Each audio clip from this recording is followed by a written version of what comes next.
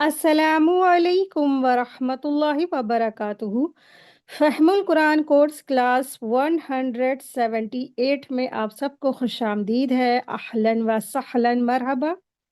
आज का हमारा न्यू लेसन है पारा 25 सूरह फुस्सिलत आयत 47 से आयत 54 तक यानी एंड तक। और दूसरी एक और सूरह शुरू हो रही है, सूरह अश-शूरा आयत 1 से आयत 53 तक यानी एंड तक। रसूल अल्लाह सल्लल्लाहु अलैहि वसल्लम ने इरशाद फरमाया, लोगों में से कुछ इफराद अल्लाह के बहुत करीब होते हैं और अल्लाह वाले होते हैं, खास होते हैं।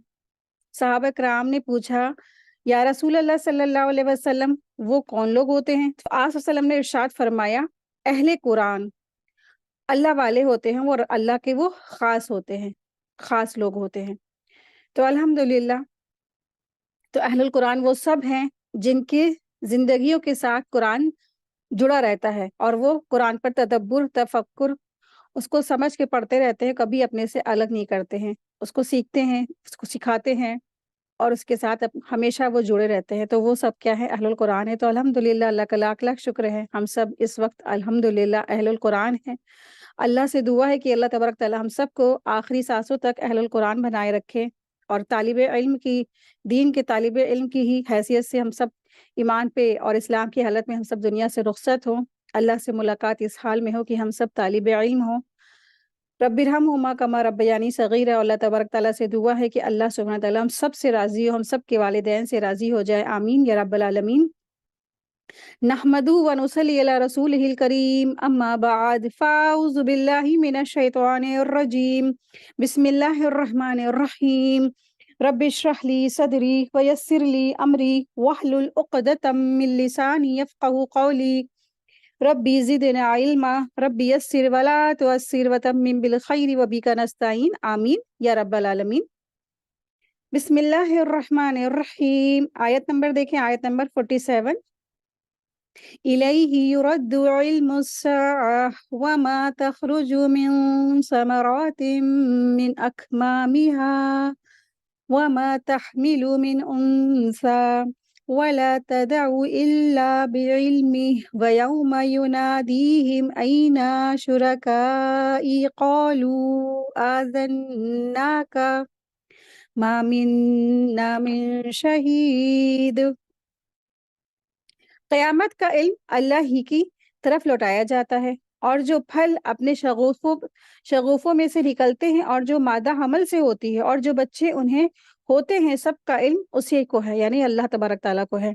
जिस दिन अल्लाह ताला इन मुशरिकों को बुलाकर पूछेगा कि मेरे शरीक कहाँ हैं, तो वो जवाब देंगे कि हमने तो तुझे कह सुनाया कि हमें से कोई इसका गवाह नहीं है। तो आयत नंबर 47 और 48 में इस बात की तरफ इशारा किया है अल्लाह सुब्हानहू तआला ने कि गैब की जो बातें हैं, गैब को जानने वाले सिर्फ और सिर्फ अल्लाह सुब्हानहू तआला हैं। तो अल्लाह तबारक तआला यहाँ पर इरशाद फरमा रहे हैं, इलैहि युरद्दु इल्मुस्साअ, यानी उसी की तरफ क़यामत का इल्म लौटाया जाता है, यानी अल्लाह तबारक तआला ही सिर्फ और सिर्फ जानता है कि क़यामत कब वाक़ई होगी। दुनिया में अक्सर लोग जज़ा के बगैर फौत हो जाते हैं, इसलिए अल्लाह ताला ने क़यामत के दिन का वादा फरमा रखा है और उसका नाम क्या रखा है? यौमुद्दीन, यानी जज़ा का दिन है। क्योंकि ना अगर वो नेक और बद को जज़ा ना दे तो ये ज़ुल्म है, जबकि वो अपने बंदों पर ज़र्रा बराबर भी ज़ुल्म करने वाला नहीं है। कुफ़ार चूँकि क़यामत कायम होने और उस पर अल्लाह ताला की पूरी तरह कादिर होने की बात को दलील के साथ नहीं मानते थे और उसको झुटलाते थे, तो इसलिए उन्होंने झुटलाने का तरीका ये इख्तियार किया कि बार-बार पूछते थे, क़यामत कब वाक़ई होगी, क़यामत कब वाक़ई होगी। गोया उनकी ये फ़रमाइश पर वो फ़ौरन क़यामत जो कायम ना हुई तो कह सकेंगे कि क़यामत तो होएगी नहीं, अगर होती तो आ जाती। तो अल्लाह ताला ने उनके सवाल के जवाब में फ़रमाया कि क़यामत का इल्म उसी की तरफ लौटाया जाता है। یعنی انسان ہو چاہے جنات چاہے فرشتے، غرض جس کسی سے بھی قیامت کے متعلق تم اگر پوچھو گے وہ سب کیا ہے؟ ان نون ہے، بے خبر ہے، کسی کو نہیں معلوم قیامت کب واقع ہوگی۔ قیامت کا علم تو صرف اور صرف اللہ سبحانہ و تعالیٰ کو ہے، نہ کسی انبیاء، نہ کسی رسول، نہ کسی بھی انسان، نہ کسی بھی فرشتے، نہ کسی بھی انسان، نہ کسی بھی جنات، کسی کو بھی اللہ نے قیامت کے بارے میں یا غیب کے علم کے بارے میں نہیں خبر دیا۔ تو قیامت کا علم صرف اور صرف اللہ تبارک تعالیٰ کو ہے۔ جبریل علیہ السلام نے ایک بار انسانی شکل میں آ کر نبی صلی اللہ علیہ وسلم سے دریافت کیا، پوچھا کہ قیامت کب واقع ہوگی؟ تو آپ صلی اللہ علیہ وسلم نے ارشاد فرمایا، جس سے اس کے متعلق پوچھا گیا ہے وہ پوچھنے والے سے زیادہ کچھ نہیں جانتا۔ یعنی مطلب یہ ہے کہ تم جس بات کی تم تفتیش کر رہے ہو، یعنی کہ پوچھ رہے ہو، اس سے کچھ بھی حاصل نہیں، کیونکہ نا وہ اللہ تعالیٰ کے سوا کسی کو نہیں معلوم ہے کہ قیامت کب واقع ہوگی۔ وما تخرج من ثمرات من اکمامها، اور کسی قسم کے پھل اپنے غلافوں سے نہیں نکلتے ہیں۔ اکمام کم کی جمع ہے، وہ غلاف یا پردہ جس کے اندر یہ پھل شروع سے ہی چھپا ہوا ہوتا ہے۔ یعنی کسی بھی قسم کے پھل اپنے غلافوں سے نہیں نکلتے، مطلب یہ ہے کہ صرف اور صرف قیامت کا علم ہی نہیں، غیب کے متعلق جتنے بھی کام ہیں ان سب کا علم صرف اور صرف اللہ تبارک تعالیٰ کو ہے۔ کسی نبی، کسی ولی، کسی فرشتے، کسی بھی انسان اور جنات کو کسی کو بھی غیب کا علم نہیں ہے۔ وَمَا تَحْمِلُ مِنْ أُنثَىٰ وَلَا تَضَعُ إِلَّا بِعِلْمِهِ، اور نہ کوئی مادہ حاملہ ہوتی اور نہ بچہ جنتی ہے مگر اس کے علم سے۔ یعنی اللہ سبحانہ تعالیٰ کسی جو مادہ ہے اس کے حاملہ ہونے یا بچہ جننے کی وقت کا علم بھی اللہ تبارک تعالیٰ کو صرف اور صرف اللہ کو ہے، اس کے علاوہ کسی کو نہیں ہے۔ یعنی جو جتنی بھی حاملہ ہوتی ہیں، حمل والیاں عورتیں یا جتنی بھی حمل والیاں، آپ دیکھیں پوری مخلوق میں کچھ ایسی فیمینینس ہوتی ہیں کہ وہ حاملہ ہوتی ہیں، چاہے وہ جو جانوروں میں ہو، چاہے حیوانات میں ہو، چاہے جنات میں ہو، چاہے انسانوں میں، کسی میں بھی ہو۔ تو جتنے بھی فیمیلز ہیں وہ حاملہ ہوتی ہیں، تو ان کے حمل میں کیا ہے، کتنا بڑا ہے، کب اس کی پیدائش ہوگی، کس کلر کا ہے، کس طرح کا ہے، وہ کیا سائز ہے، کب پیدا ہوگا، یہ تمام کی تمام باتیں صرف اور صرف اللہ تبارک تعالیٰ کو ہے۔ یہ غیب کے علم میں سے ہے اور اس کا جو خبر ہے صرف اور صرف اللہ کو ہے۔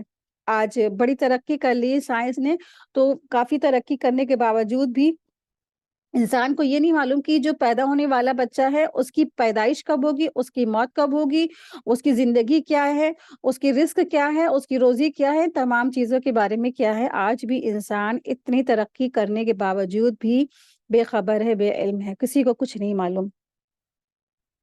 وَيَوْمَ يُنَادِيهِمْ أَيْنَ شُرَكَائِي، اور جس دن وہ انہیں پکارے گا کہ کہاں ہے میرے شریک، یعنی قیامت کا ذکر کرتے ہوئے فرمایا کہ وہ دن یاد کرو جب اللہ تبارک تعالیٰ مشرکین کو پکار کر کہے گا کہ کہاں ہے میرے شریک۔ شرکائی سے مراد میرے شریک ہیں۔ تو جو انہیں یعنی کہ جتنے کفار تھے انہوں نے اللہ تبارک تعالیٰ کے ساتھ جو مشرکین بنا رکھے تھے، شریک بنا رکھے تھے، ان مشرکوں سے کہا جائے گا، اللہ تبارک تعالیٰ فرمائیں گے کہ کہاں ہے میرے شریک، ورنہ اللہ تبارک تعالیٰ کا شریک کوئی بھلا کیسے ہو سکتا ہے نا۔ اللہ تعالیٰ کا انہیں یہ کہنا صرف انہیں ذلیل اور رسوا کرنے کے لیے ہوگا، کیونکہ نا وہ خوب جانتا ہے اس کا کوئی بھی شریک نہیں ہے۔ اللہ تبارک تعالیٰ خوب جانتا ہے کہ اللہ کا کوئی نہ ساجی ہے، نہ کوئی ہمسر ہے، نہ کوئی شریک ہے۔ قالوا آذناک ما منا من شہید، وہ کہیں گے کہ ہم نے تو تجھے صاف بتا دیا کہ ہم میں سے کوئی اس بات کی شہادت دینے والا نہیں ہے۔ یعنی وہ اپنے مشرک ہونے کا انکار کر دیں گے اور وہ کہیں گے کہ ہم نے تجھے صاف بتا دیا ہے کہ ہم میں سے کوئی اس کی شہادت دینے والا نہیں ہے، تیرا کوئی شریک نہیں ہے، یعنی ہم نے تیرے ساتھ کبھی شرک کیا ہی نہیں تھا۔ اپنے شرک پھر صاف صاف مکر جائیں گے۔ آیت 48 دیکھیں، وَضَلَّ عَنْهُمْ مَا كَانُوا يَدْعُونَ مِن قَبْلِ، یعنی پریشانی کے عالم میں وہ چاروں طرف نظر ڈالیں گے اور عمر بھر جنہیں پکارتے رہے شاید ان میں سے کوئی ان کو مدد مل جائے تو انہیں عذاب سے چھڑا لے، تو یا اس میں سے کوئی ان کی کمی بیشی کرا لے، مگر وہ سب کیا ہیں ان سے گم ہو جائیں گے۔ وَضَلَّ عَنْهُمْ مَا كَانُوا يَدْعُونَ مِن قَبْلِ، اور ان سے وہ سارے کے سارے جن کو شریک ٹھہراتے تھے، جن کی عبادت کرتے تھے، جن کو کہتے تھے یہ ہمارے وکیل ہے، کارساز ہے، اللہ کے غضب سے ہم کو بچا لیں گے، تو وہ سارے کے سارے قیامت کے دن ان سے غائب ہو جائیں گے، وہ جنہیں وہ اس سے پہلے پکارا کرتے تھے۔ وَظَنُّوا مَا لَهُم مِّن مَّحِيصٍ، اور وہ سمجھ لیں گے کہ ان کے لیے بھاگنے کی کوئی جائے پناہ نہیں، کوئی بچنے کی جگہ نہیں ہے، کیونکہ وہ اتنے ذلیل اور خوار ہو جائیں گے جن کو ساری زندگی اللہ تبارک تعالیٰ کے غضب اور غصے سے بچنے کے لیے عبادت کرتے رہے، وہ سارے کے سارے شریک تو غائب ہیں۔ آج کوئی نہیں دکھ رہا جو اللہ کے غضب سے ان کو بچا لے، نہ وہ پیر، نہ کوئی ولی، اور نہ کوئی مرید کی، اور نہ کوئی وکالت، نہ کوئی کارساز، ان کے کوئی اس دن کام آنے والا ہے نا۔ آج بہت سارے لوگ اسی امید سے مزاروں پہ جاتے ہیں کہ ہم اللہ کے جو ہے نا قریب ہونے کے لیے ان کی عبادت کر رہے ہیں، اللہ کے غضب سے ہم کو بچا لے، ہم فلاں کی عبادت کر رہے ہیں، ہم فلاں جو ولی ہیں اور یا اولیاء ہیں یا پیر ولی ہیں، تو ان کے اس لیے پاس جا رہے ہیں کیونکہ وہ ہمیں اللہ کے غضب اور غصے سے بچا لے اور ہمیں اللہ کے قریب کر دے۔ لیکن قیامت کے دن کیا ہوگا؟ اس کے بالکل اپوزٹ ہوگا، تو سارے کے سارے جو ان کے جو بت ہیں، جو شریک ہیں، وہ سب کچھ کھو جائیں گے اور وہ سمجھ جائیں گے کہ آج ہماری کوئی بھی جائے پناہ نہیں، آج ہم تو بچ کے جائیں گے کہاں، تو کہاں آخر ہماری تو پکڑ آج تو ہو کے رہے گی۔ آیت نمبر دیکھیے، آیت نمبر ہے 49، آیت 49 سے 51 انسان کی خود غرضی کا ذکر ہے اور انسان کی ناشکری کا تذکرہ ہے۔ آیت 49 ہے، بھلائی کے مانگنے سے انسان تھکتا نہیں، اور اگر اسے کوئی تکلیف پہنچ جائے تو مایوس اور نا امید ہو جاتا ہے، اور جو مصیبت اسے پہنچ چکی ہے اس کے بعد اگر ہم اسے کسی راحت کا مزہ چکھائے تو وہ کہہ اٹھتا ہے اس کا تو میں ہی حقدار تھا اور میں باور نہیں کر سکتا قیامت قائم ہو اور اگر میں اپنے رب کے پاس واپس کیا گیا تو یہ بھی یقیناً میرے لیے اس کے پاس بھی بہتری ہے، یقیناً ہم ان کفار کو ان کے اعمال سے باخبر کریں گے اور انہیں سخت عذاب کا مزہ چکھائیں گے۔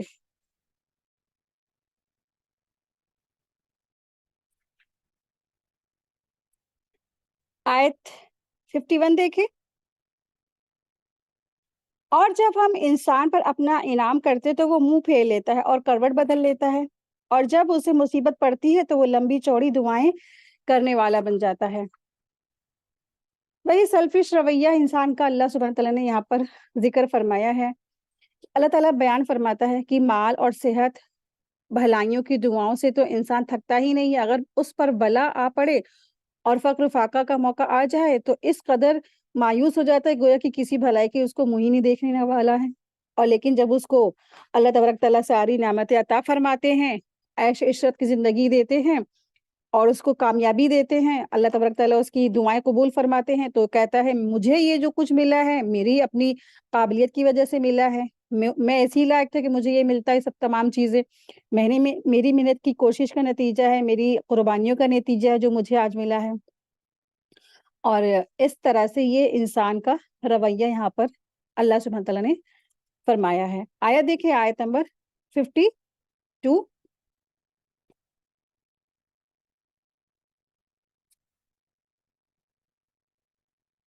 آپ کہہ دیجئے کہ بھلا یہ بتاؤ کہ اگر یہ قرآن اللہ کی طرف سے آیا ہوا ہو پھر تم نے اسے نہ مانا، بس اس سے بڑھ کر بہکا ہوا کون ہوگا جو حق سے دور پڑھ کر مخالفت میں رہ جائے۔ تو آیت نمبر 52 سے آیت نمبر 54 تک عظمت قرآن کے بارے میں ذکر ہے کہ قرآن کیا ہے، عظمت ہے، یعنی کہ عظمت قرآن ہے، یہ قرآن اللہ تبارک تعالیٰ کی طرف سے نازل ہے اور اس کو نازل فرمانے والے صرف اور صرف اللہ تبارک تعالیٰ ہے۔ آیت 53 دیکھیں، ان قریب ہم انہیں اپنی نشانی آفاق عالم میں بھی دکھائیں گے اور خود ان کی اپنی ذاتوں میں بھی، یہاں تک کہ ان پر کھل جائے گی کہ یہی حق ہے۔ کیا تیرے رب کا ہر چیز سے واقف اور آگاہ نہیں ہونا کافی ہے؟ آیت 54، یقین جانو کہ یہ لوگ اپنے رب کے روبرو جانے سے شک میں ہیں، یاد رکھو کہ اللہ تبارک تعالیٰ ہر چیز کا احاطہ کیے ہوئے ہے۔ تو الحمدللہ سورہ حامیم سجدہ کمپلیٹ ہوگی، اب سورہ الشورى ہے۔ بسم اللہ الرحمن الرحیم، حامیم عین سین قاف۔ حامیم عین سین قاف، یہ حروف مقطعات ہیں، اس کے معنی صرف اور صرف اللہ ہی بہتر جانتا ہے۔ آیت دیکھیں، آیت نمبر ہے 3۔ اللہ تعالیٰ جو زبردست اور حکمت والا ہے، اسی طرح تیری طرف اور تجھ سے اگلے کی طرف وہی بھیجتا رہا ہے۔ تو سورہ شورہ ہے، اور سورہ شورہ دراصل یہ مکی صورت ہے۔ شورا کے معنی ہوتے ہیں مشورہ کے ہیں۔ اس سورے کی آیت نمبر 38 میں یہ بات آئی ہے کہ مسلمانوں کے سارے کام کا جو کرنا ہے وہ باہمی مشورے سے ہونا چاہیے۔ اسی مناسبت سے اس سورے کا نام سورہ شورا ہے۔ اس سورے میں دراصل اہل مکہ چونکہ مسلمان نہیں ہوئے تھے اس وقت، اور ان کو پہلے مرحلے میں ایمان کی طرف دعوت دینے کی ضرورت تھی، تو اس لیے دوسری مکی صورتوں کی طرح اس سورے میں بھی عام طور پر توحید، رسالت اور آخرت سے متعلق دلائل پیش کیے گئے ہیں، اور انہی چند بنیادی باتوں پر خصوصیات سے روشنی ڈالی گئی ہے۔ اور یہ سورہ شورہ یہ حوامیم کے سلسلے کی تیسری صورت ہے۔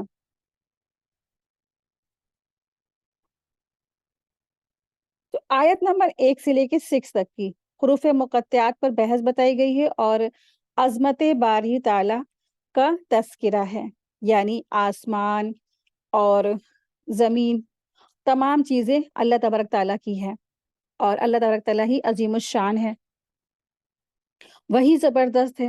اور اللہ تبارک تعالیٰ نے جس طرح پچھلے انبیاء کی طرف رسولوں کی طرف وہی بھیجی اور ان کی طرف کتابیں نازل فرمائی، اسی طرح رسول اللہ صلی اللہ علیہ وسلم کی طرف بھی کیا ہے، قرآن کریم کو نازل فرمایا۔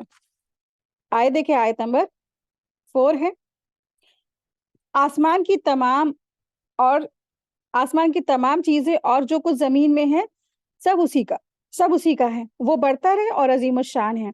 قریب ہے کہ آسمان اپنے اوپر سے پھٹ پڑے اور تمام فرشتے اپنے رب کی پاکی تعریف کے ساتھ بیان کر رہے ہیں، اور زمین والوں کے لیے استغفار کر رہے ہیں۔ خوب سمجھ رکھو کہ اللہ تعالیٰ ہی معاف کرنے والا ہے، رحمت والا ہے۔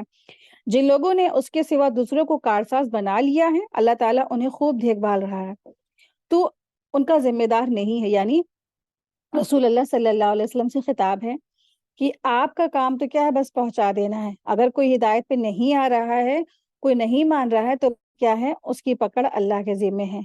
بس انسانوں کا کام تو کیا ہے، اللہ کا پیغام لوگوں کے پاس میں پہنچا دینا ہے۔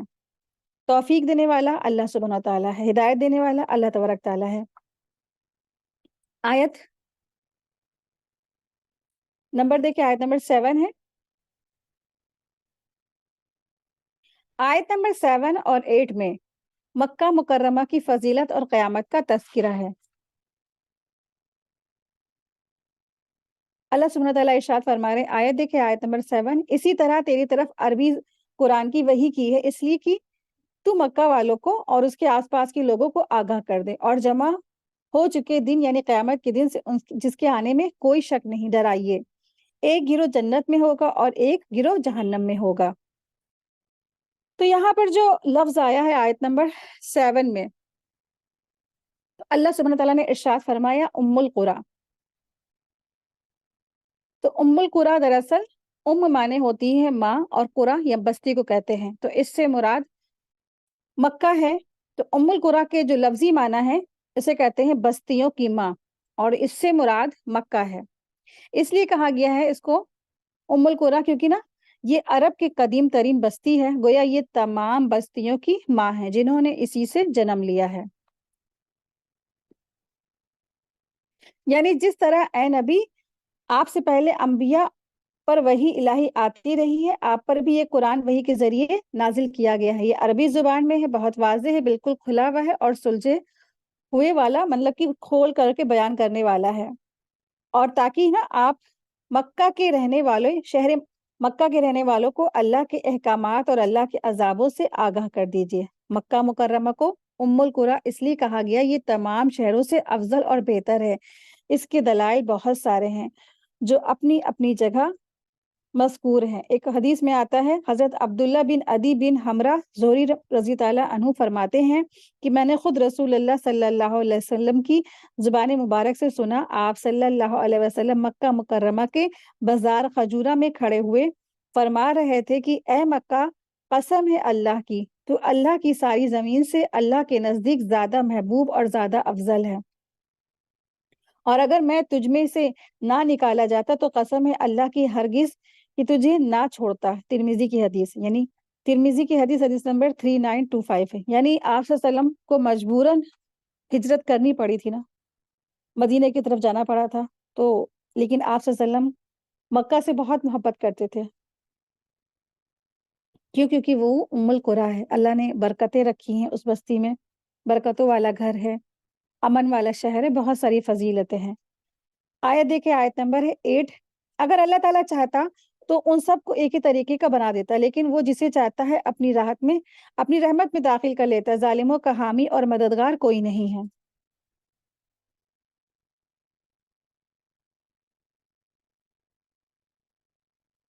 آیت نمبر 10 سے آیت نمبر 26 تک دین کے غلبے کے لیے جد و جہد کی تاکید کی گئی ہے۔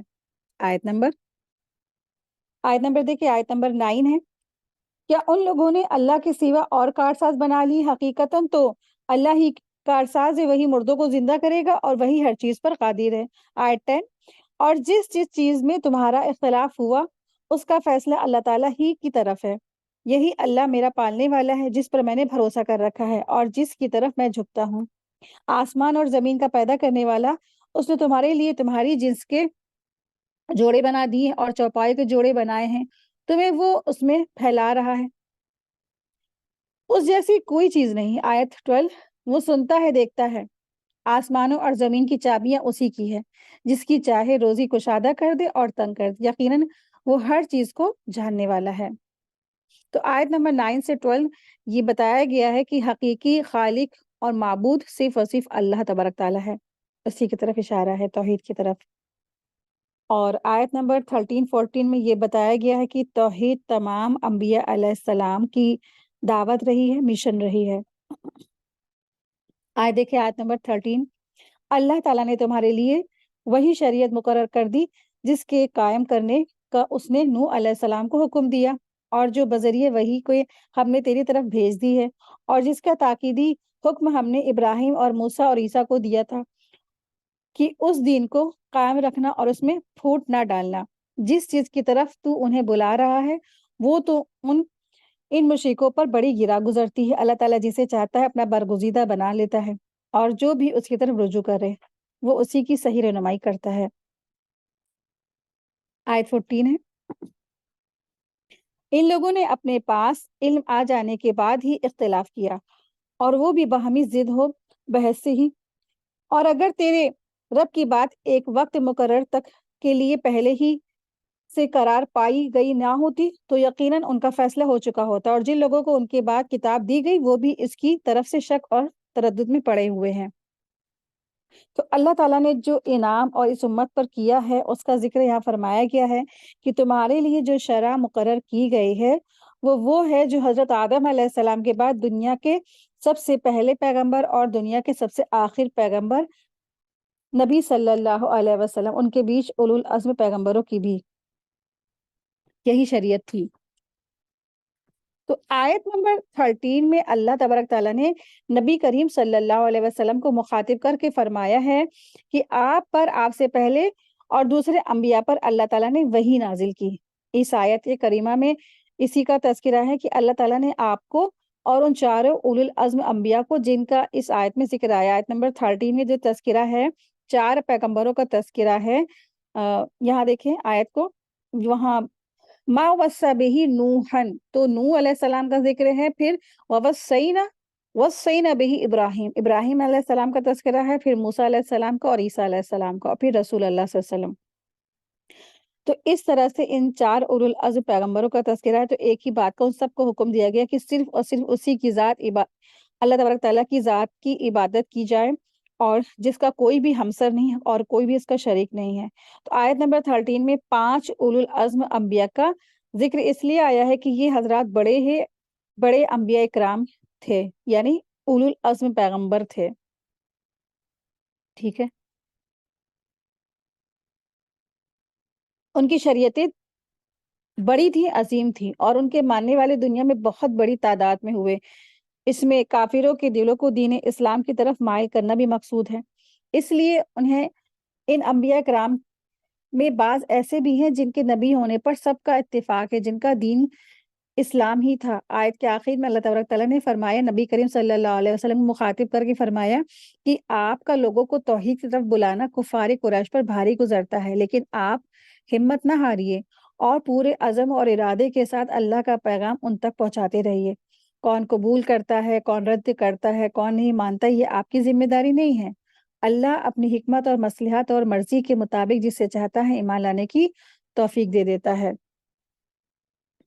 تو یہاں پر جو لفظ آیا ہے شرع لکم من الدین ما وصى، تو شرع کے معنی ہیں بیان کیا، واضح کیا اور مقرر کیا، لکم یعنی تمہارے لیے ہیں، تو یہ امت محمدیہ سے خطاب ہے۔ مطلب یہ ہے کہ تمہارے لیے وہی دین مقرر ہے یا بیان کیا ہے جس کی وصیت اس سے پہلے تمام انبیاء کو کی جاتی رہی ہے۔ من الدین ما وصى، تو من الدین، دین سے مراد اللہ تعالیٰ پر ایمان، توحید، اطاعت رسول اور شریعت الہیہ کو ماننا ہے۔ تمام انبیاء کا یہی دین تھا جس کی وہ دعوت اپنی اپنی قوم کو دیتے رہے ہیں، یعنی دین سب کا ایک ہی تھا، توحید، رسالت اور آخرت، لا الہ الا اللہ، یہی سب کا دین تھا، یہ شریعتیں مختلف تھیں۔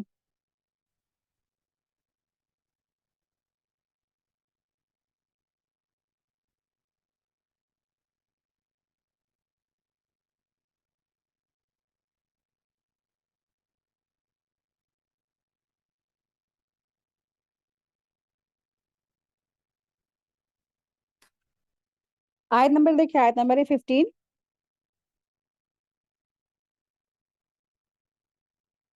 بس تو لوگوں کو اسی طرح بلاتا رہے جو کچھ تجھ سے کہا گیا ہے، اس پر مضبوطی سے جم جا اور ان کی خواہش پر نہ چل، اور کہہ دیجئے کہ اللہ تعالیٰ نے جتنی بھی کتابیں نازل کی ہیں میرا ان پر ایمان ہے، اور مجھے حکم دیا گیا کہ میں تم میں انصاف کرتا رہوں۔ ہمارا اور تم سب کا پروردگار اللہ تعالیٰ ہی ہے، ہمارے اعمال ہمارے لیے ہیں اور تمہارے اعمال تمہارے لیے ہیں، ہم تم میں کوئی بات چیت نہیں۔ اللہ تعالیٰ ہم سب کو جمع کرے گا اور اسی کی طرف لوٹنا ہے۔ اقامت دین کے مشن پر ڈٹے رہنے کا فرمایا گیا ہے۔ اس آیت میں نبی کریم صلی اللہ علیہ وسلم کو ہدایت دی گئی کہ وہ مخالفت کی پرواہ نہ کرے، اقامت دین کی جد و جہد پر ڈٹے رہیں اور دوسروں کو بھی اس مشن، اس شریعت کی دعوت دیتے رہیں۔ لوگوں کے مخالفانہ دباؤ کو ظاہر میں نہ لائیں اور نہ ہی ان کی خواہشات کی پیروی کریں۔ ان سے کہہ دیجئے کہ قرآن پر ایمان لانے کا جو تقاضا ہے اس کی تعلیمات کو نافذ کر کے عدل اور نظام جاری و ساری کیا جائے۔ مجھے اللہ تعالیٰ کی طرف سے حکم دیا گیا ہے کہ میں تمہارے درمیان عدل اور انصاف قائم کروں۔ اگر کوئی اس مشن میں ہمارے ساتھ نہیں دے رہا ہے بلکہ مخالفت کر رہا ہے تو وہ جان لے کہ ہمارے اعمال ہمارے ساتھ ہیں اور تمہارے اعمال تمہارے ساتھ ہیں۔ اللہ ہم سب کا رب ہے اور ہمیں روز قیامت وہ جمع کرے گا، وہاں جا کر فیصلہ ہو جائے گا کہ کون حق پر تھا اور کون حق کا دشمن تھا۔ آیت دیکھیں، آیت نمبر ہے 16۔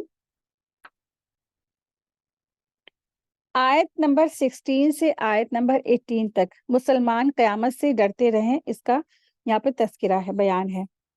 آیت 16 دیکھیں، جو لوگ اللہ تعالیٰ کی باتوں میں جھگڑا ڈالتے ہیں اس کے بعد کی مخلوق اسے مان چکی، ان کی کٹ حجتی اللہ تعالیٰ کے نزدیک باطل ہے اور ان پر غضب ہے اور ان کے لیے سخت مار ہے۔ آیت 17، اللہ تعالیٰ نے حق کے ساتھ کتاب نازل فرمائی اور ترازو بھی اتاری ہے، اور تجھے کیا خبر، شاید قیامت قریب ہی ہو۔ آیت 18، اس کی جلدی انہیں پڑی ہے جو اسے نہیں مانتے ہیں، اور جو اس پر یقین رکھتے یعنی ایمان والے تو وہ تو اسے لرزا ترساتے ہیں، یعنی کہ وہ اس قیامت کے تذکرہ سے ہی لرز اور ترستے ہیں اور انہیں اس کے حق ہونے پر پورا علم ہے۔ یاد رکھو جو لوگ قیامت کے معاملے میں لڑ جھگڑ رہے ہیں وہ دور کی بہت ہی گمراہی میں پڑے ہوئے ہیں۔ تو مسلمان جو ہوتے ہیں، اہل ایمان جو ہوتے ہیں، وہ قیامت سے ڈرتے ہیں۔ اللہ تبارک تعالیٰ ان لوگوں کو ڈراتا ہے جو ایمان والوں سے فضول حجتیں کرتے ہیں، انہیں راہ ہدایت سے بہکاتے ہیں اور انہیں دین الہی میں جھگڑے ڈالتے ہیں۔ ایسے لوگوں کو اللہ تبارک تعالیٰ ڈرا رہا ہے اور انہیں قیامت کے دن سخت ناقابل برداشت تکلیفیں پہنچائی جائیں گی۔ لیکن اللہ تعالیٰ کے کچھ بندے ایسے ہیں جو اللہ تعالیٰ کی آخرت پر، قیامت پر ان کا ایمان ہے، اور وہ اس دن سے ڈرتے ہیں، لرز جاتے ہیں، کانپ جاتے ہیں ان کے دل، اور اللہ تبارک تعالیٰ کے سامنے کھڑے ہونے اور حساب کے دن سے وہ بہت ڈرتے ہیں۔ لیکن کچھ لوگ ایسے ہیں جو آخرت کے دن کو، قیامت کے دن پر یقین نہیں رکھتے ہیں، تو وہ دور کی گمراہی میں پڑے ہوئے ہیں اور اسی کٹ حجتیوں میں پڑے ہیں کہ قیامت نہیں ہوگی، اور قیامت نہیں ہوگی، اور پھر اگر ہوگی تو پھر کر کے لاؤ، واپس لے کر آؤ، قائم کر کے دکھاؤ، کب قائم ہوگی، کب نہیں قائم ہوگی، اگر ہوتی ہے تو ابھی لے کے دکھاؤ۔ اس طرح سے وہ مخالفت میں، جھگڑے میں، کٹ حجتیوں میں پڑے ہوئے ہیں جن کو یقین نہیں ہے قیامت کا، آخرت کے دن کا، آخری زندگی کے بارے میں۔ آیت دیکھیں، آیت نمبر 19 ہے۔ اللہ تعالیٰ اپنے بندوں پر بڑے ہی لطف، یعنی بڑے ہی لطیف ہے، اور جسے چاہتا ہے کشادہ روزی دیتا ہے، اور بڑی طاقت والا اور بڑے ہی غلبے والا ہے۔ جس کا ارادہ آخرت کی کھیتی کا ہو تو ہم اسے اس کی کھیتی میں اور ترقی کر دیں گے، اور جو دنیا کی کھیتی کی طلب رکھتا ہو تو ہم اسے اس میں سے کچھ ہی دے دیں گے۔ ایسے شخص کا آخرت میں کوئی حصہ نہیں ہوگا۔ آیت نمبر 21 ہے۔ کیا ان لوگوں نے ایسے اللہ کے شریک مقرر کر رکھے ہیں جنہوں نے اسے ایسے احکام دین مقرر کر دیے ہیں جو اللہ کی فرمائے ہوئے نہیں ہیں؟ اگر فیصلے کے دن کا وعدہ نہ ہوتا تو انہیں میں فیصلہ کر دیا جاتا۔ یقیناً ان ظالموں کے لیے دردناک عذاب ہے۔ تو دیکھے گا کہ یہ ظالم اپنے اعمال سے ڈر رہے ہوں گے۔ یقیناً ان پر واقع ہونے والے اور جو لوگ ایمان لائے ہیں انہوں نے نیک عمل کیے ہیں، وہ بہشتوں کے باغات میں ہوں گے، وہ جو چاہت کریں گے اپنے رب کے پاس موجود پائیں گے۔ یہی بڑا اللہ کا فضل ہوگا۔ فضل الکبیر سے مراد کیا ہے؟ اللہ کا بڑا فضل ہوگا یہی۔ تو جو دنیا کا طالب ہوگا اسے دنیا مل جائے گی، لیکن جو آخرت کو چاہنے والا ہوگا اللہ تبارک تعالیٰ اس کو دنیا اور آخرت دونوں عطا فرماتے ہیں۔ یعنی جو شخص دنیا طلب کرتا ہے تو اللہ تبارک تعالیٰ اسے تو دے ہی دیتے ہیں، اور پھر آخرت میں اس کو وہ اللہ تبارک تعالیٰ جہنم میں پہنچا دیں گے اور اس کی بدحالی اور وہ برے حالوں میں ہوگا۔ لیکن اللہ کے بہت سارے بندے ایسے ہوتے جو دنیا میں رہ کر آخرت کی خواہشات کرتے ہیں، آخرت کے لیے کوششیں کرتے ہیں، آخرت کے لیے سبقت کرتے ہیں، تو اللہ تبارک تعالیٰ ایسے لوگوں کو آخرت تو عطا ہی کریں گے، آخرت میں کامیابی عطا کریں گے، جنت الفردوس میں جگہ دیں گے، اور دنیا میں بھی ان کو امن، امان، چین اور سکون عطا فرماتے ہیں۔ آیت دیکھیں، آیت نمبر ہے 23۔ یہی وہ ہے جس کی بشارت اللہ تعالیٰ اپنے بندوں کو دے رہا ہے جو ایمان لائے اور سنت کے مطابق عمل کیے۔ آپ کہہ دیجئے کہ میں اس پر تم سے کوئی بدلہ نہیں چاہتا مگر محبت، رشتہ داری کی۔ جو شخص کوئی نیکی کرے ہم اس کے لیے اس کی نیکی میں اور حسن بڑھا دیں گے۔ بے شک اللہ تعالیٰ بہت بخشنے والا ہے، بہت قدردان ہے۔ آیت 24۔ کیا یہ کہتے ہیں کہ پیغمبر صلی اللہ علیہ وسلم نے اللہ پر جھوٹ افطرا کر لیا ہے؟ اگر اللہ تعالیٰ چاہے تو تیرے دل پر مہر لگا دے۔ اللہ تعالیٰ اپنی باتوں سے جھوٹ کو مٹا دیتا ہے اور سچ کو ثابت رکھتا ہے، وہ سینوں کی باتوں کو جاننے والا ہے۔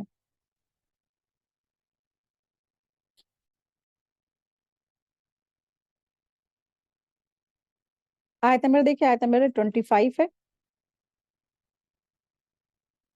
وہی ہے جو اپنے بندوں کی توبہ قبول کرتا ہے اور گناہوں سے درگزر فرماتا ہے، اور جو کچھ تم کرتے رہتے ہو وہ سب کچھ جانتا ہے۔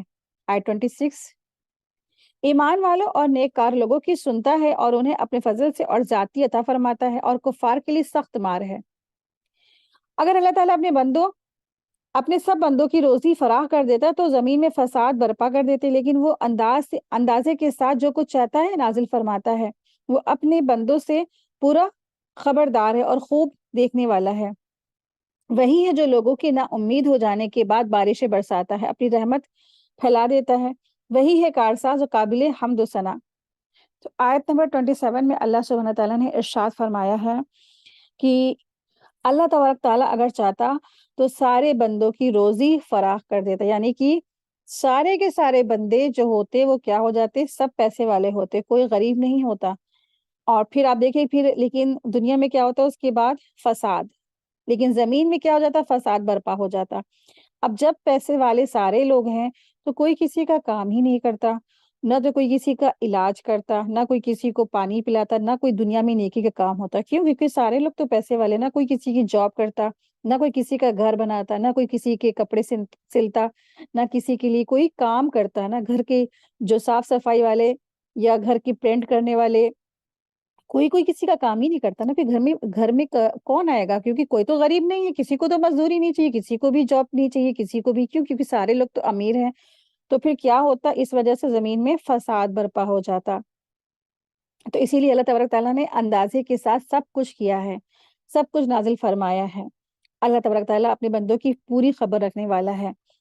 تو اگر کسی کو کم بھی دیا ہے تو اس کے لیے کیا ہے؟ اس میں بھی حکمت ہے. اور اگر کسی کو زیادہ دی ہے، پراپرٹی زیادہ ہے، تو اس میں بھی کیا ہے؟ آزمائش ہے. اور اللہ تبارک تعالیٰ اپنے بندوں کی بہت توبہ قبول فرماتا ہے اور گناہوں سے درگزر فرماتا ہے. آیت نمبر 25 دیکھیں تو اللہ تبارک تعالیٰ بندوں کی توبہ قبول فرماتا ہے، گناہوں سے درگزر فرماتا ہے. اور جو بھی انسان کچھ کر رہا ہے، اللہ تبارک تعالیٰ کو ہر چیز کی خبر ہے. تو آیت نمبر 25 سے پتہ چلتا ہے کہ سچی جو توبہ ہوتی ہے وہ گناہوں کو مٹا دیتی ہے. کبیرہ گناہ بھی مٹ جاتے جب انسان سچی توبہ کرتا ہے اللہ تبارک تعالیٰ کے آگے. تو کبھی بھی گناہوں کی وجہ سے انسان کو مایوس نہیں ہونا چاہیے، نا امید نہیں ہونا چاہیے.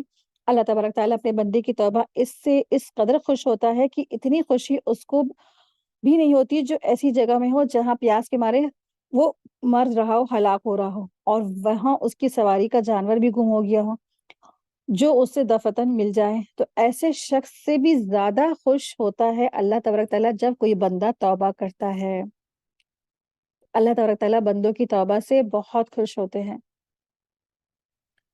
تو کبھی بھی انسان کو نا امید نہیں ہونا چاہیے، ہمیشہ اللہ تبارک تعالیٰ کے آگے پلٹنا چاہیے، توبہ کرنا چاہیے گناہوں سے. اور ہاں، آئندہ ہمیشہ گناہوں سے بچتے رہنا چاہیے.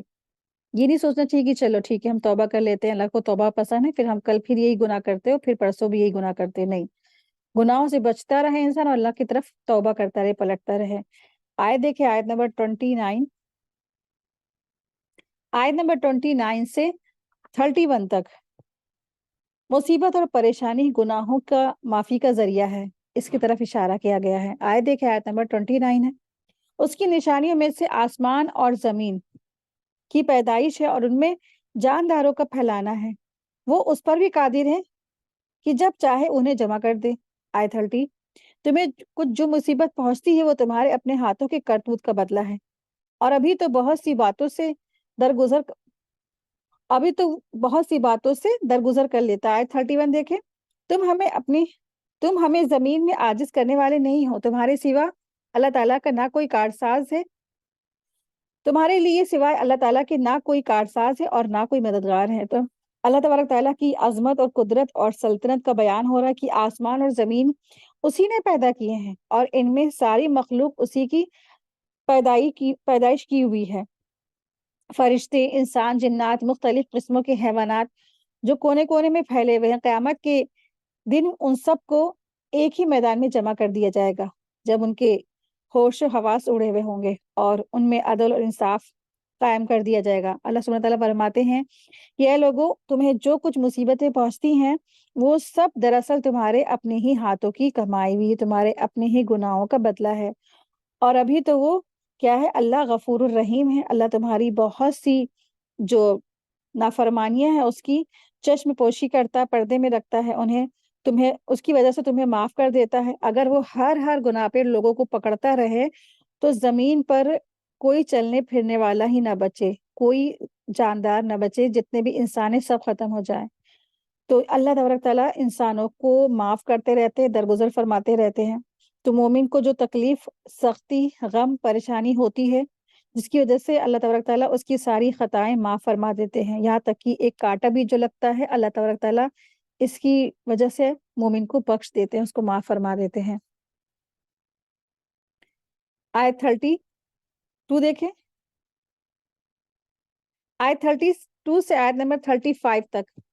دریاؤں میں جو کشتیوں کا آنا جانا ہے اللہ تبارک تعالیٰ کی قدرت کی نشانی ہے، اس کا تذکرہ ہے. آیت 32، دریا میں چلنے والی پہاڑوں جیسی کشتیاں اس کی نشانیوں میں سے ہیں. آیت 33، اگر وہ چاہے تو ہوا بند کر دے اور کشتیاں سمندر میں رکی رہ جائیں، یقیناً اس میں ہر صبر کرنے والے اور شکر گزار کے لیے نشانی ہے. ٹھیک ہے. تو جب اللہ تبارک تعالیٰ اگر چاہیں تو اللہ تبارک تعالیٰ ہوا بند کر دے. اب بتائیں، اب ہوا اگر بند ہو جائے تو پھر نہ ہی سمندر موجیں لہریں لے گا، مطلب سمندر کے نہ ہی موجیں لے گا، نہ ہی لہریں لے گا، اور نہ ہی کشتیاں اس پہ چل سکیں گی، اور نہ ہی کراس کر سکیں گی ایک کنارے سے دوسرے کنارہ. تو یہ اللہ تبارک تعالیٰ کی قدرت کی نشانی ہے کہ اللہ تبارک تعالیٰ ہوائیں چلاتا ہے جس کی وجہ سے کشتیاں سمندروں پر چلتی ہیں. آیت 34 دیکھیں، یا انہیں ان کے کرتوت کے باعث سے تباہ کر دے تو وہ بہت سی تقصیروں سے درگزر فرماتا ہے. آیت 35، تاکہ جو لوگ ہماری نشانیوں میں جھگڑتے ہیں وہ معلوم کر لے کہ ان کے لیے کوئی چھٹکارا نہیں ہے. آیت 36 دیکھیے، تمہیں جو کچھ دیا گیا ہے وہ زندگانی دنیا کا کچھ یوں ہی سا اسباب ہے، اور اللہ تعالیٰ کے پاس جو ہے وہ اس سے زیادہ بہتر ہے اور زیادہ پائیدار ہے. وہ ان کے لیے ہے جو ایمان لائے اور صرف اپنے رب تعالیٰ پر ہی وہ بھروسہ کرتے ہیں. تو آیت نمبر 36 میں جو دنیا ہے اس کی مذمت کی گئی ہے. جو دنیا کی طرف بھاگتے ہیں اور دنیا ہی کی طرف ان کی ساری خواہشیں جھکی ہوئی ہوتی ہیں، تو اللہ تبارک تعالیٰ ارشاد فرما رہے ہیں تمہیں جو کچھ دیا گیا وہ زندگانی دنیا کا کچھ تھوڑا سا سامان ہے، لیکن آخرت ہے نا، وہ اللہ تبارک تعالیٰ کے پاس جو موجود ہے وہ کہیں زیادہ بہتر ہے اور پائیدار ہے، یعنی ہمیشہ باقی رہنے والی ہے. وہ ان کے لیے ہے جو ایمان لائیں. آخرت میں بہترین اجر اور جو بہترین اور دائمی جو جنت ہے وہ ان کے لیے جو ایمان والے ہیں، جو اپنے رب پر توکل کرتے، بھروسہ کرتے ہیں. آیت 37 دیکھیں، اور کبیرہ گناہوں اور بے حیائی سے بچتے بھی ہیں اور غصے کے وقت بھی وہ معاف کر دیتے ہیں. آیت 38 39، اور اپنے رب تعالیٰ کے فرمان کو قبول کرتے ہیں اور نماز کی پابندی کرتے، اور ان کا ہر کام آپس میں مشورے سے ہوتا ہے، اور جو ہم نے انہیں دے رکھا ہے اس میں سے وہ ہمارے نام دیتے رہتے ہیں، اور جب ان پر ظلم و زیادتی ہوتی تو وہ صرف بدلہ لے لیتے ہیں.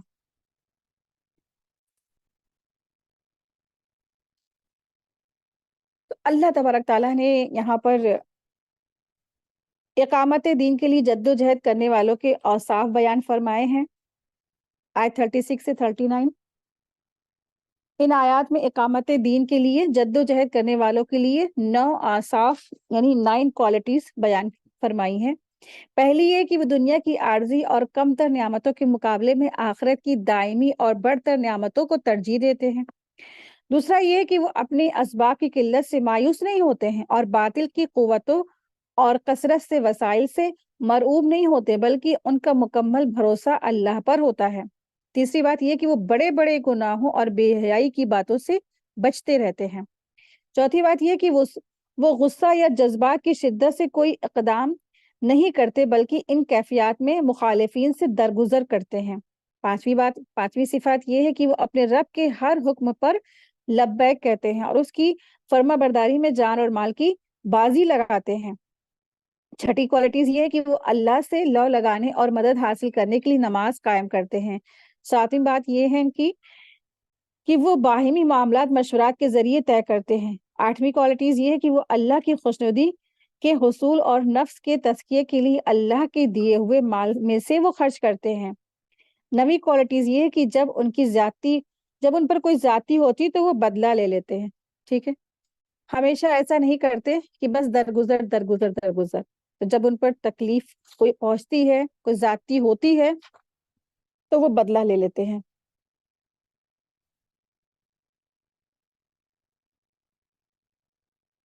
یہاں پر جو لفظ آیا ہے آیت نمبر 38 میں، وَشَاوِرْهُمْ وَأَمْرُهُمْ شُورَى بَيْنَهُمْ، کہ آپ جو ہے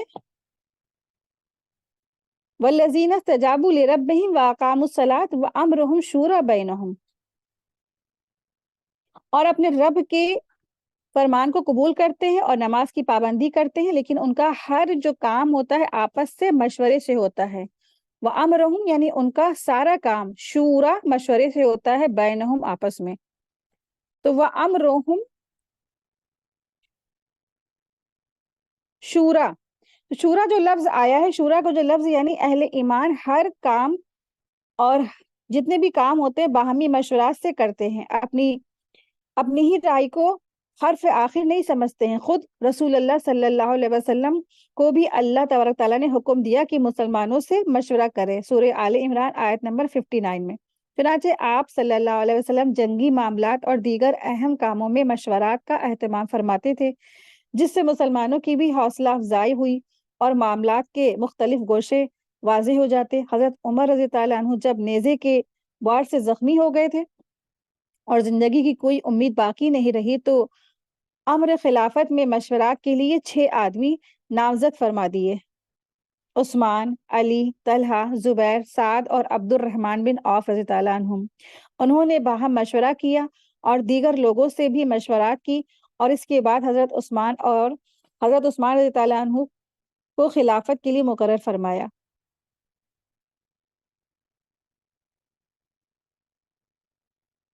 تو شورا جو لفظ ہے اس کے معنی ہوتے مشورہ۔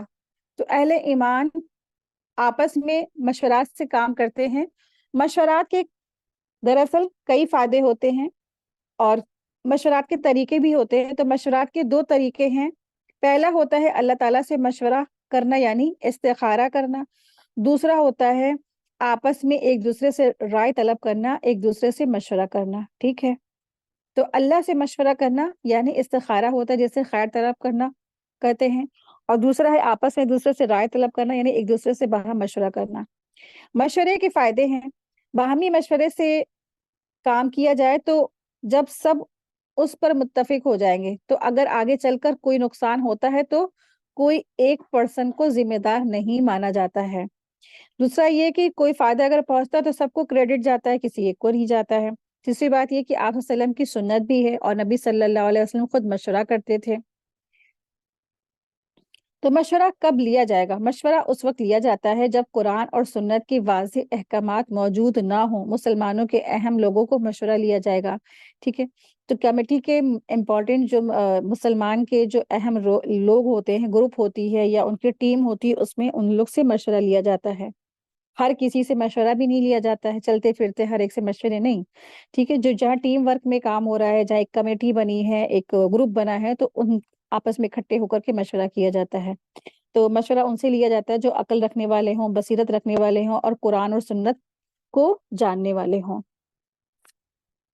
مشورے سے متعلق قابل ذکر امور: مشورہ انفرادی امور میں کیا جا سکتا ہے، جیسا کہ آپ صلی اللہ علیہ وسلم نے واقعہ عفق کے دوران کئی صحابہ سے مشورہ لیا، اور اجتماعی طور پر جیسا کہ آیت میں واضح ہے۔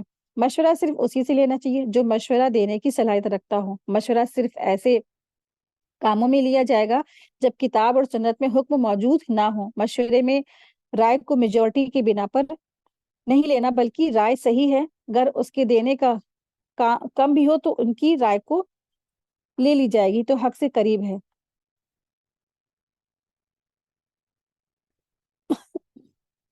تو ٹیم ورک کے لیے ضروری ہے کہ اپنے معاملات آپس میں مشورے سے طے کریں، اور اس کے بعد پھر لیڈر کا فیصلہ ہوتا ہے۔ تو بڑے بڑے امور میں بغیر آپس کے مشورات کے ہاتھ نہیں ڈالنا چاہیے۔ خود رسول اللہ صلی اللہ علیہ وسلم بھی مشورہ کرتے تھے۔ تو اہل ایمان جو ہوتے ہیں، جو اللہ تبارک تعالیٰ نے ان کی یہاں صفات فرمائی ہے، تو وہ بھی کیا کرتے ہیں؟ آپس میں مشورہ کرتے ہیں، مشورات سے کام کرتے ہیں۔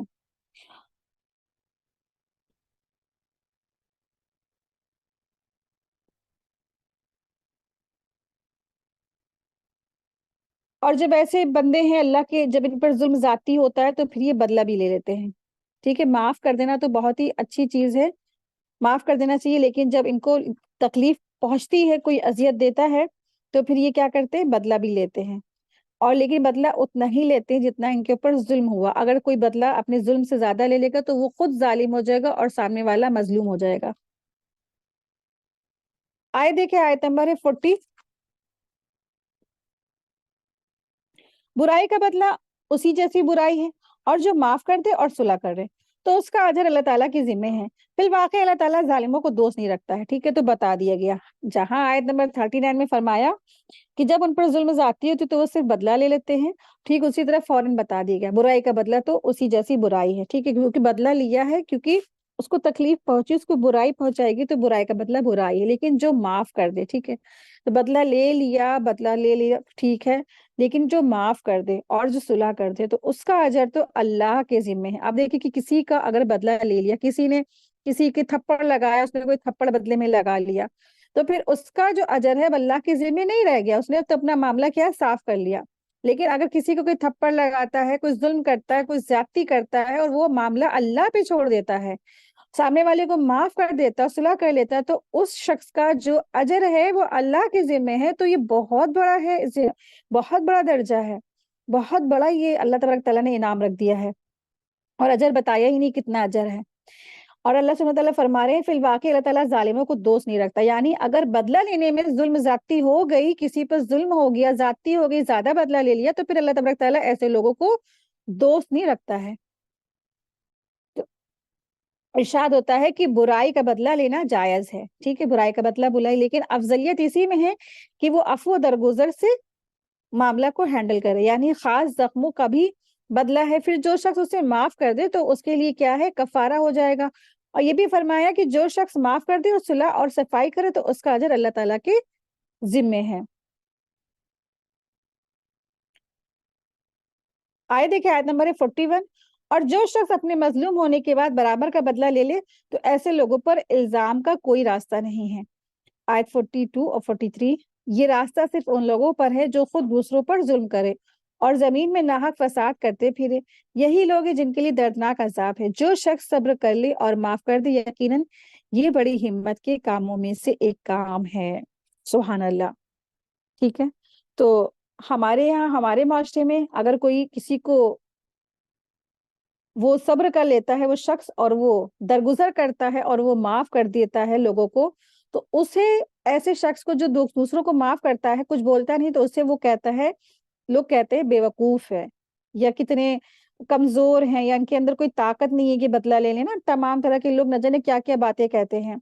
لیکن اللہ سبحانہ تعالیٰ یہاں پہ ارشاد فرما رہے ہیں جو کوئی شخص صبر کر لے، پھر درگزر کر لے، اور پھر وہ لوگوں کو معاف کر دے، تو یقیناً یہ تو بڑے کیا ہے، ہمت کے کاموں میں سے ہیں۔ عزم العمور لفظ آیا ہے، یہ بہت جو ہے جگر کی بات ہے، بڑے ہمت کے کاموں میں سے۔ یہ کوئی معمولی بات نہیں ہے کہ سامنے والے نے ظلم کیا، سامنے والے نے نہ جانے کتنے جو ہے نا ستم ڈھائے، اور پھر اس کے بعد انسان صبر کر لے اور پھر درگزر فرما دے اور پھر اس کو معاف کر دے، تو یہ بہت بڑے ہمت کے جگر والوں کی بات ہے، ایسے چھوٹے موٹے لوگوں کی بات نہیں ہے۔ آئے دیکھیں آیت نمبر 44، جسے اللہ تعالیٰ بہکا دے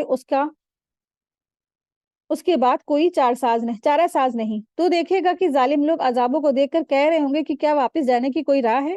آیت 45 دیکھیں، آپ دیکھیں گے اور آپ دیکھیں گے کہ وہ جہنم کے سامنے لا کھڑے کیے جائیں گے، ہمارے ذلت کے کبڑے ہوئے جاتے ہوں گے اور جھکی ہوئی آنکھوں کے گوشے سے دیکھ رہے ہوں گے۔ ایمان والے صاف کہیں گے کہ حقیقی ضیاءکار وہ ہیں جنہوں نے آج قیامت کے دن اپنے آپ کو اور اپنے گھر والوں کو کئی نقصان میں ڈال دیا۔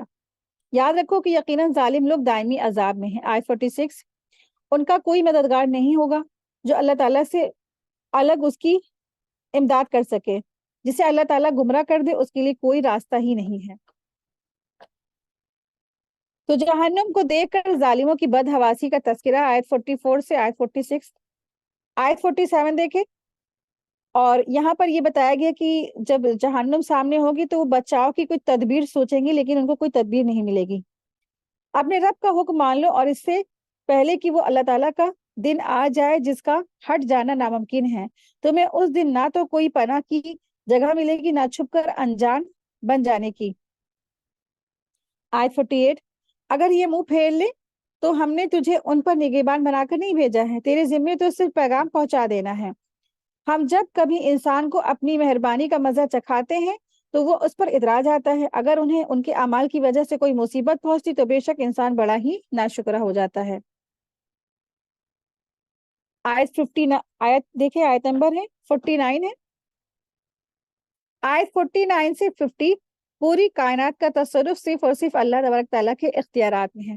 تو بہت سارے لوگ کہتے ہیں نا کہ یہ بھی تصرف میں فلاں ولی کے ہیں، یہ جو ہوا کا تصرف فلاں کے اختیارات میں ہیں، یا دعاؤں کی قبولیت فلاح کے اختیارات میں ہیں، یا اولاد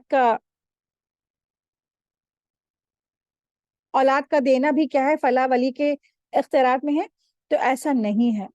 یہاں تک کہ اللہ سے بات کہنا بھی اور اللہ تعالیٰ کے پاس میں بات پیغام پہنچانا بھی، یہ سب بھی کیا ہے، لوگ اس کے بھی کہتے ہیں کہ فلاں جو ولی پیر ولی اولیاء ہیں وہ ہماری بات ان کے اللہ کے پاس پہنچا دیں گے، کیونکہ ہم تو بہت گنہگار ہیں، ہماری دعائیں قبول نہیں ہوتی، تو ہمارے پیر ولی اولیاء بہت نیک ہیں، تو وہ اللہ سے ہمارے طرف سے سفارش کر دیں گے کہ ہمارا فلاں کام بنا دے. تو یہ سب کیا ہے؟ شرک ہے. اور ان سب سے انسان کو بچنا چاہیے. پورے بھروسے اور توکل کے ساتھ اللہ تبارک تعالیٰ سے توبہ کرے اپنے گناہوں پر اور خود اللہ سے مانگے. اور کوئی بھی انسان یا پیر ولی اولیاء کوئی بھی اللہ سے کسی کی بات نہیں پہنچا سکتا. ٹھیک ہے؟ اور کسی کا بھی کوئی چیز پر اختیارات ہے ہی نہیں، صرف اور صرف اللہ تعالیٰ ہی کے اختیارات میں ہر چیز ہے، ساری کائنات ہے. آیت 49 دیکھیں، آسمان اور زمین کی سلطنت اللہ تعالیٰ ہی کے لیے ہے، وہ جو چاہے پیدا کرتا ہے، جس کو چاہتا ہے بیٹیاں دیتا ہے اور جسے چاہتا ہے بیٹے دیتا ہے. آیت 50، یا انہیں جمع کر دیتا ہے، بیٹے بھی اور بیٹیاں بھی، اور جسے چاہے بانج کر دیتا ہے. وہ بڑے علم والا ہے اور کامل قدرت والا ہے. تو اکثر لوگ اولادوں کی وجہ سے اپنے جو اللہ تبارک تعالیٰ کے ساتھ شرک میں ملوث ہو جاتے ہیں نا، جب ان کو کافی لمبی ٹائم تک کی بچے نہیں ہوتے ہیں، اور بچے ہونے سے انسان بالکل مایوس ہو جاتا ہے کہ اب 10 سال گزر گئے، 20 سال گزر گئے، اولاد نہیں ہوئی، تو پھر انسان کا رخ کدھر ہوتا ہے؟ مزاروں پر، دھاگوں پر، پیڑوں پر، درختوں پر، یعنی کہ وہاں پہ فلانے درخت پہ دھاگے باندھو تو بچے ہو جائیں گے، فلانے مزار پر یہ دھاگے اور مرادیں اور چادر چڑھا دو تو کیا ہے، اولاد مل جائے گی. تو نہیں، ایسا نہیں ہے. سارے اختیارات اللہ تبارک تعالیٰ کے ہاتھ میں ہیں، بیٹا ہو یا بیٹی ہو. تو جس کو چاہتا ہے اللہ تبارک تعالیٰ بیٹے دیتا ہے، اور جس کو چاہتا ہے اللہ تبارک تعالیٰ بیٹیاں عطا فرماتے ہیں، اور جس کو چاہتے ہیں اللہ تبارک تعالیٰ بیٹا اور بیٹی دونوں دے دیتے ہیں، کیونکہ دونوں ہی بڑی نعمت ہیں.